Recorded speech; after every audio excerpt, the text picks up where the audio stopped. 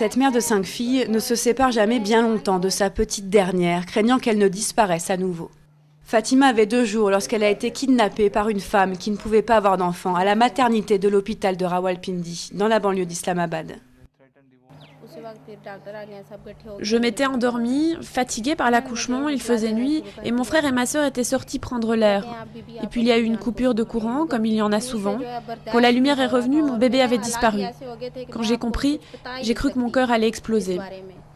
Les parents de Fatima ont eu de la chance. 13 mois plus tard, leur fille a été retrouvée dans les bras de sa ravisseuse qui s'apprêtait à kidnapper un petit garçon dans le même hôpital.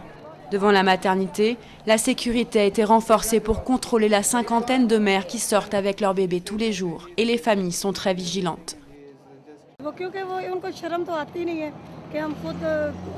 On entend très souvent parler de kidnapping de bébés dans les journaux.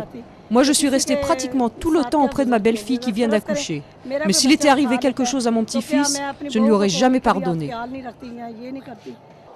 D'après l'association EDI, au moins 40 bébés ont été kidnappés dans les principaux hôpitaux pakistanais en 2010 et la plupart auraient été enlevés par des femmes privées d'enfants.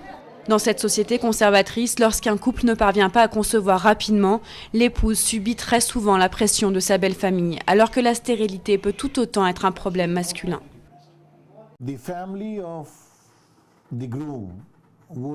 La famille du marié voudrait qu'il se remarie. Pour elle, c'est une solution moins coûteuse et plus simple que de dépenser de l'argent dans des traitements onéreux contre l'infertilité.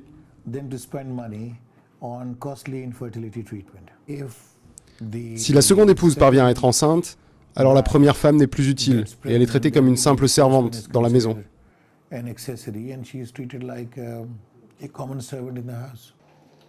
Et les traitements ne sont pas remboursés. 3 000 €, c'est le coût d'une seule tentative de procréation médicalement assistée. C'est aussi près de 2 ans de salaire pour la majorité des Pakistanais. Chaque année, des dizaines de femmes sont prêtes à tout pour devenir mères, quitte à risquer la prison à vie, en enlevant un bébé à sa vraie famille.